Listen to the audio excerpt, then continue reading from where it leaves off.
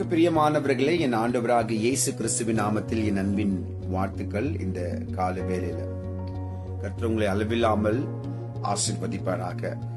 June மாதம் almost 25 நாள் கடந்துட்டோம்.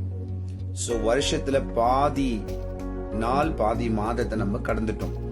எப்படி கடந்தோம்? அவருடைய தயவுனால கடந்தோம். மீதி இருக்கிற நாளையும் கர்த்தர் உங்களுக்கு கடக்க செய்வார். பெரிய நன்மைகளை உங்கள் வாழ்க்கையில அவர் செய்வார். நம்ம தேவனுடைய வார்த்தைக்கு நேராக நம்ம கடந்து போகலாமா? நேற்று புதன்கிழமை ஆனந்தபுரத்தை நான் சொன்னேன், நாணத்தை குறிச்சு கொஞ்சம் பேசலாம் அப்படின்னு சொல்லி.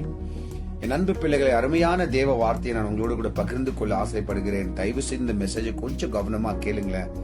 இன்றைக்கு நீங்க இழந்து போன சகல ஆசீர்வாதங்களையும் கர்த்தர் உங்களுக்கு கொடுப்பார். ஆமென். எடுத்து பாருங்க. பிரசங்கி புஸ்தகத்துல 9வது அதிகாரம் 18வது வசனம் இவ்வண்ணமாக சொல்லுது, யுத்த ஆயுதங்களை பார்க்கிலும் நாணமே நல்லது, பாவியான ஒருவன் மிகுந்த நன்மையை கெடுப்பான். எத்தனை பேருக்கு புரிஞ்சிச்சு அன்பு பிள்ளைகளே? இந்த மிகப்பெரிய ஆயுதங்கள், மிகப்பெரிய யுத்த காரியங்கள், இது எல்லாத்த விட இந்த நாணம் ரொம்ப நல்லதான். அப்போ இந்த நாணம் என்பது என்ன? இந்த நீதிமொழிகள் புஸ்தகத்துல பாத்தீங்கன்னா அநேக இடத்துல நாணத்தை பற்றுமே பேசுவோம்.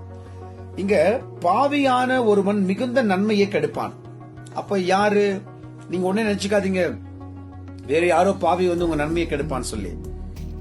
நீங்க பாவியா இருக்கிறதுனாலதான் உங்க நன்மை கிடைக்கும், கெட்டு போகும். பைபிள் சேயிங்ஸ் வெரி கிளியர்லி, ஆயுதங்களை பார்க்கிலும் நானும் ரொம்ப நல்லது. ஒரு பெரிய துப்பாக்கி, ஒரு பெரிய கத்தி, ஒரு பெரிய விஷயம், அதெல்லாத்தையும் பார்க்கிலும் இந்த மூலையில இருந்த நானும் ரொம்ப அவசியமா. அப்போ இந்த நானும் நம்ம இன்ன வரைக்கும் நினைச்சுக்கணும் நம்ம நன்மையை வேற யாரும் கெடுக்கிறாங்க, வேற யாரும் கெடுக்கிறாங்க. நோ, உங்க நன்மைய நீங்க தான் கெடுத்துட்டு இருக்கிறீங்க. உங்க நன்மைய நீங்க தான் இழந்தீங்க. உங்க நன்மை போனதுக்கு காரணம் நீங்க தான். இன்னைக்கு நன்மை உங்க வாழ்க்கையில வராது இருக்கிறதுக்கு காரணம் நீங்க தான். நான் சொல்லலை அன்பு பிள்ளைகளை, இந்த கால வேளையில தேவனாகிய கர்த்தர் சொல்லுகிறார். அப்ப பாவியான மனிதன் ஒரு மிகுந்த நன்மையை கெடுத்துக் கொள்ளுகிறான் அப்படின்னு பைபிள் சொல்லுது. அப்போ நாம பாவியா இல்லாம அந்த பரிசுத்த தெய்வத்துக்கு ஏற்ற ஒரு வாழ்க்கை நம்ம வாழ்வன்னு சொன்னா எத்தனை ஆசீர்வாதங்கள் நம்முடைய வாழ்க்கையில கர்த்தர் கொடுக்க வல்லவரா இருக்கிறார் பாருங்க. நாம செய்ய வேண்டியதுல ஒன்னே ஒண்ணுதான், அவருக்கு உண்மையாய், அவருக்கு நம்மளுடைய பரிசுத்தமாய் நம்ம உள்ளத்தையும் நம்ம சரீரத்தையும் நம்ம பரிசுத்தமா வச்சுக்கிட்டாவே மிகுந்த நன்மை பரலோக ராஜ்யத்திலிருந்து உங்களுக்கு கண்டிப்பாக கொடுப்பார் இல்ல, வரும். அது தானாகவே வரும். ஏன்னா அக்கார்டிங் டு பைபிள் அப்படிதான். அப்ப பாவியான ஒரு மனிதன் மிகுந்த நன்மையை கெடுப்பான். அப்ப இன்னைக்கு வரைக்கும் உங்க வாழ்க்கையில இருக்கக்கூடிய நன்மைகள் கெட்டு போறதுக்கான காரணம் நீங்க மட்டும்தான்.